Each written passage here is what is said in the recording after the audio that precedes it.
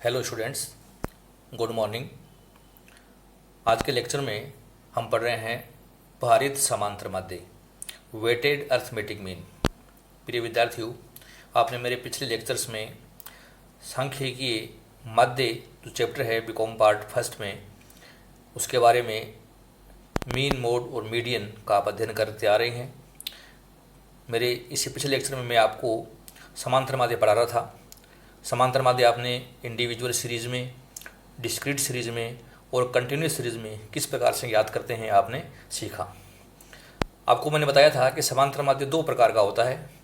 एक होता है सरल समांतर माध्य अर्थात सिंपल अर्थमेटिक मीन, जो आप पढ़ चुके हैं, और दूसरा होता है भारित समांतर माध्य, जिसको उन्होंने नाम दिया है वेटेड अर्थमेटिक मीन। तो डियर स्टूडेंट्स, आज का जो टॉपिक है हमारा वो है वेटेड अर्थमेटिक मीन अर्थात भारित समांतर माध्य के संबंध में है। जहाँ किसी श्रेणी में सभी अंकों को अगर हम समान महत्व देते हैं तो सरल समांतर माध्य हम ज्ञात कर लेते हैं। लेकिन यदि सभी जो मूल्य हैं उनका महत्व अलग अलग देना हो, उनमें वेटेज हमें अलग अलग देना हो, तो सरल समांतर माध्य की तुलना में हमें भारित समांतर माध्य ज्ञात करना ज़्यादा उचित प्रतीत होता है। तो ये कैसे ज्ञात करें, ये हम आज के लेक्चर में पढ़ना चाहते हैं। समांतर माध्य की एक यह भी सीमा है कि यह सभी अंकों को समान महत्व प्रदान करता है, परंतु कुछ ऐसी परिस्थितियां भी हो सकती हैं जहां पर सापेक्षिक महत्व देने की आवश्यकता पड़ती हो। उन परिस्थितियों में समांतर माध्य अधिक उपयुक्त नहीं होता है। ऐसी परिस्थिति में भारित समांतर माध्य ज्ञात करना ज़्यादा महत्वपूर्ण है। उदाहरण के लिए, वस्तुओं को क्रय करते समय यदि उनका औसत मूल्य ज्ञात करने के लिए कहा जाए तो समांतर माध्य से निष्कर्ष गलत निकलते हैं, क्योंकि वस्तुओं की मात्रा व मूल्यों में असमानता पाई जाती है। ऐसी परिस्थितियों में मात्रा के आधार पर भारित समांतर माध्य ज्ञात करना ज़्यादा उचित होता है। तो अब प्रश्न ये पैदा होता है कि भारित समांतर माध्य कैसे ज्ञात करें, ये हमें आज समझना है। भारित समांतर माध्य की गणना करने के लिए भारों का होना आवश्यक है, अर्थात जो भार हैं जिनको हमने वेट नाम दिया है वो होना आवश्यक है। इसलिए व्यक्तिगत श्रेणी में भारित समांतर माध्य ज्ञात करने के लिए भार देने पड़ते हैं, अर्थात प्रत्येक पद को हमें भार या महत्व देना पड़ता है। यह भार वास्तविक भी हो सकते हैं और ये भार अनुमानित भी हो सकते हैं। यदि भार वास्तविक दिए हुए हैं तो हम उनका प्रयोग करेंगे, नहीं तो अनुमान के आधार पर हम भार लिखेंगे। ऐसा करते समय किन्हीं दो व्यक्तियों के द्वारा समान भार नहीं दिए जा सकते, परंतु यदि तर्कपूर्ण तरीके से भार दिए जाएं तो निष्कर्ष समान निकलेंगे। खंडित व अखंडित श्रेणियों में भारित समांतर माध्य ज्ञात करने के लिए आवर्तियों को हम भार मान लेते हैं, अर्थात हमारी जो खंडित श्रेणी है और अखंडित श्रेणी उसमें आवर्तियाँ होती हैं तो हम सामान्यतया आवर्तियों को भार मान लेते हैं। परंतु यह ध्यान रखना चाहिए विद्यार्थियों कि प्रत्येक आवर्ती को भार मान सकते हैं, परंतु प्रत्येक भार को आप आवर्ती नहीं मान सकते। आप ये बहुत ढंग से समझ लीजिए कि प्रत्येक आवर्ती भार मान सकते हैं, लेकिन प्रत्येक भार को आवर्ती नहीं मान सकते। केवल उसी भार को आवर्ती माना जाता है जिसका प्रयोग आवर्ती के स्थान पर किया गया हो। भारित समांतर माध्य हम दो विधियों से ज्ञात कर सकते हैं। एक विधि है डायरेक्ट मेथड, जिसको हम प्रत्यक्ष रीति के नाम से जानते हैं। प्रत्यक्ष रीति के अंतर्गत समांतर माध्य की भांति ही सूत्र का प्रयोग किया जाता है। अंतर केवल इतना है कि इसमें आवर्ती के स्थान पर भार शब्द का प्रयोग किया जाता है, अर्थात जहाँ एफ है वहाँ पर डब्लू का हम उपयोग करते हैं, और आकार तथा भार को गुणनफल करके, ये हमारा आकार को हम एक्स कहते हैं और भार को हम डब्लू कहते हैं, इनका गुणनफल करके उनको कुल भार से विभाजित कर भारित समांतर माध्य ज्ञात कर लेते हैं। अर्थात इसका सूत्र बन गया X bar W equal to sigma W X upon sigma W. तो यहाँ पर एक्स बार डब्लू मीन्स है weighted arithmetic mean, W means है वेट और importance of values, sigma W X जो आप लिखा है sum of the products of the values and weights, अर्थात हमारे जो वैल्यू हैं जिनको एक्स नाम दिया है और जो भार हैं जिनको आपने डब्लू नाम दिया, उनका गुणनफल का योग कहलाता है sigma W x. Sigma W means है टोटल वेट्स, अर्थात जो आपने वेट दिए हैं वास्तविक हैं तो वास्तविक का योग करिए आप, और काल्पनिक वेट हैं तो काल्पनिक का योग कर लीजिए। अब इस सूत्र से जो संख्या हमारे सामने आएगी वो हमारा भारित समांतर माध्य कहलाएगा। तो ये हमारी प्रत्येक स्थिति होती है। तो आपने देखा कि सरल समांतर माध्य में हमारा सूत्र था सिग्मा एफ एक्स बटे सिग्मा एफ। यहाँ एफ की जगह हमने डब्ल्यू लिख दिया है, अर्थात फ्रीक्वेंसी की जगह है आपको वेट रिप्लेस कर देना है। तो बड़ी आसानी से हम भारित समांतर माध्य प्रत्येक स्थिति से निकाल सकते हैं। दूसरा मेथड है शॉर्टकट मेथड, जिसको हम नाम दिया है लघु रीति। लघु रीति से भारित समांतर माध्य ज्ञात करने के लिए किसी संख्या को अनुमानित भारित समांतर माध्य मानकर समांतर माध्य की भांति ही हम ज्ञात कर लेते हैं। अर्थात आपको जो सूत्र मैंने दिया है, मैंने यहाँ लिखा है X bar W equal to A plus sigma W D X upon sigma W. तो यहाँ एक्स बार डब्ल्यू मीन्स है वेटेड अर्थमेटिक मीन, जो मैंने आपको यहाँ समझाया था। ए का मतलब सरल समांतर माध्य में ए था एज्यूम्ड मीन, और भारित समांतर माध्य में ए का मतलब है एज्यूम्ड वेटेड मीन, अर्थात हमारा काल्पनिक भारित माध्य है ये ए। अब आपको निकालने पड़ेंगे dx, अर्थात प्रत्येक x में से आपने जो एज्यूम किया है काल्पनिक भारित समांतर माध्य वो कम कर दिए, dx आ जाएंगी। और प्रत्येक dx को संबंधित वेट से गुणा कर दें तो wdx आ जाएगा, अर्थात product of weight and dx।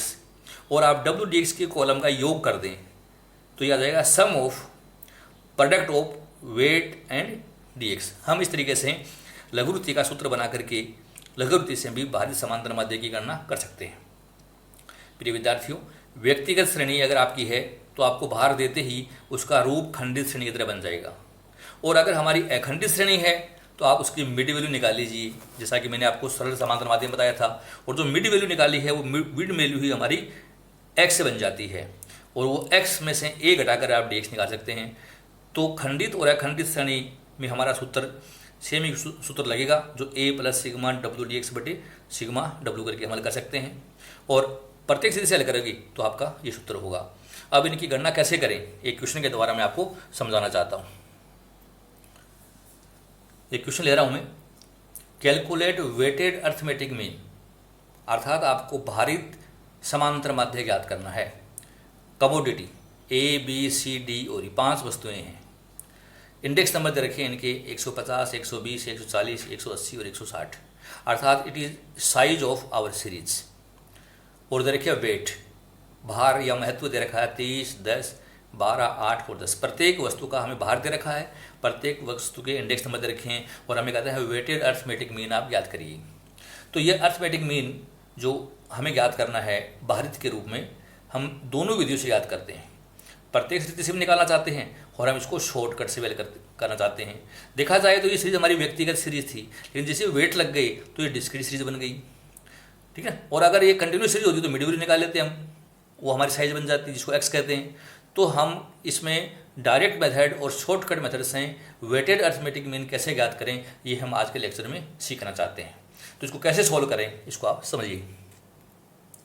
हमने एक टेबल बनाई है, computation of weighted arithmetic mean. दोनों में से निकालना चाहते हैं। कमोडिटी लिख रहा हूँ मैं, हमारे पास कमोडिटी है ए बी सी डी और ई, ये 5 कमोडिटी है। इंडेक्स नंबर है हमारा, पहला है 150, 120, 140, 180 और 160। ये क्वेश्चन में दे रखा था, ये हमारी एक्स बन जाएगी, साइज होगी।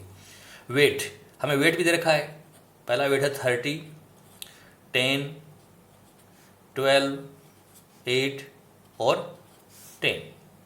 प्रत्येक स्थिति से हल करोगे आप तो हमें W को x से गुणा करना है, WX चाहिए अपने, और WX निकालने के लिए हमें इनको आपस में मल्टीप्लाई कर देना है। तो पहले आप देखिए 150 को हमने 30 से गुणा किया तो यह आया 4500। 120 को 10 से गुणा कर दीजिए आप, ये 1200 हो गया। 140 को आप 12 से गुणा कर दीजिए तो हमारी संख्या आ गई 1680। फिर नेक्स्ट वस्तु के लिए 180 को 8 से गुणा कर दीजिए तो ये हो गया 1440। और 160 को आप 10 से गुणा कर दीजिए तो ये गुणा किया तो यह है 1600। हमें योग चाहिए इसका, सिग्मा WX चाहिए, सिग्मा WX। और योग किया हमने तो योग आया 0, ये आ गया 2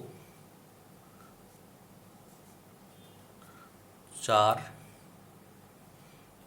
और 10,420 ये योग आ गया। अब हम इसको हल करना चाहते हैं डायरेक्ट मेथड से। सूत्र है इसका sigma X bar W equal to sigma W X बटे सिग्मा डब्ल्यू। तो हमें वेट का योग भी चाहिए, हमारा वेट कितना है इसका योग भी कर देता हूँ मैं। तो ये कहलाएगा सिग्मा डब्ल्यू 30 40 50 60 70, ये है 70। तो अब विद्यार्थियों इसमें वैल्यू पुट कर दीजिए 10,420, ये तो है सिग्मा डब्ल्यू एक्स और सिग्मा डब्ल्यू है हमारा 70। 10,420 में आप 70 का भाग दे दीजिए और भाग देने पर हमारी संख्या आती है X bar W equal to 148.86 approximately. तो ये हमारा भारित समांतर माध्य प्रत्येक रीति का आ गया। अब हम इसको शॉर्टकट मेथड से हल करना चाहते हैं। शॉर्टकट से हल करें तो हमें हमारी जो एक्स दे रखी इनमें से किसी एक को एज्यूम करना है। जैसे मैंने 120 को एज्यूम कर लिया और मैंने लिख दिया ए बराबर 120। अब डी एक्स प्रत्येक पद में से 120 गिरा दो, तो 150 में से गए 120, तो ये प्लस के बच गई 30 बच गई। 120 में से गए 120 जीरो, 140 में से गए 120, तो ये प्लस के 20 बच गई। 180 में से 120, तो ये 60 बच गया। 160 में से गई 120, तो ये 40 बच गई। तो ये हमारे डी एक्स आ गई। और अब इस डी एक्स को आप संबंधित डब्ल्यू से गुणा कर लीजिए, तो डब्ल्यू डी एक्स आ जाएंगी। तो 30 को हमने गुणा किया 30 से, तो ये हो गया 900। 30 गुणा 30 900 हो गया। 0 को गुणा किया 10 से, तो 0।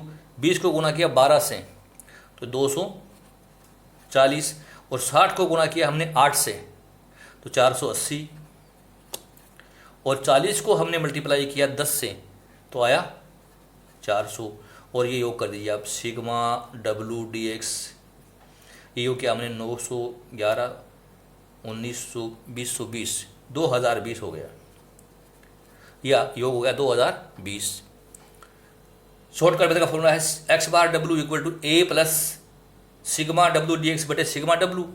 तो वैल्यू पुट करते हैं। ए हमने 120 माना है, तो 120 plus sigma W D X 2020 है 2020 और अपॉन सिग्मा डब्ल्यू हमारा है 70। तो इसको हल कर दीजिए आप। तो इसको हमने हल किया तो एक्स बार डब्ल्यू बराबर 120 तो रहेगा रहेगा, प्लस 2020 में हमने भाग दिया 70 का, तो आया 28.86 28.86 और आप जोड़ दीजिए तो 148.86।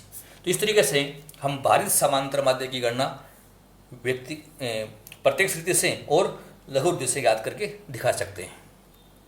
अब आपको ये समझना है कि भारित समांतर माध्य का उपयोग हम कहाँ करते हैं। या तो आपको क्वेश्चन में कह दें कि आपको भारित समांतर माध्य निकालना है, तो आप भारित समांतर माध्य की गणना करेंगे। आपको कह दें कि प्रत्येक पद को अलग अलग महत्व देना है, समान महत्व नहीं देना है, तो भी विद्यार्थियों आपको भारित समांतर माध्य निकालना है। आपको ये कह दें कि जब विभिन्न श्रेणियों का तुलनात्मक निष्कर्ष निकालना हो, अर्थात प्रतिशत, अनुपात, औसत आदि दिए हुए हों और संपूर्ण के आधार पर निष्कर्ष निकालना हो, तो हमें भारित समांतर माध्य याद करना अधिक उपयुक्त हो सकता है। या हम सूचकांकों का अध्ययन कर रहे हों, अशोधित और प्रमाप दरों को हम याद कर रहे हों, विश्वविद्यालय के परीक्षा परिणामों की आप तुलना कर रहे हों, तो हमें भारित समांतर माध्य याद करना चाहिए। वो एक उपयुक्त माप हो सकता है। तो आपको समझ में आ गया होगा कि हम सूचकांकों की रचना करेंगे तो भारित समांतर माध्य निकालेंगे, दो या अधिक विश्वविद्यालयों की या कॉलेजों के परिणाम की तुलना करेंगे तो भी हम भारित समांतर माध्य निकालेंगे, प्रमापित जन्म दर या मृत्यु दर की आप तुलना करें तो भी हम भारित समांतर माध्य निकालेंगे, या आपको कह दिया कि भारित समांतर माध्य निकालिए तो भी हम भारित समांतर माध्य याद करेंगे। तो ये टॉपिक था हमारा वेटेड अरिथमेटिक मीन का, जिसमें आपने दो विधियां पढ़ी, डायरेक्ट और शॉर्टकट। आपको समझ में आया होगा। आपको अगर ये लेक्चर अच्छा लगा, पसंद आया, तो इसको आप लाइक कीजिए, अपने साथियों में इसको आप शेयर कीजिए, मेरे चैनल को आप सब्सक्राइब कीजिए। आपने लेक्चर बहुत ध्यान से सुना, इसके लिए बहुत बहुत धन्यवाद। Thank you so much for watching my lecture.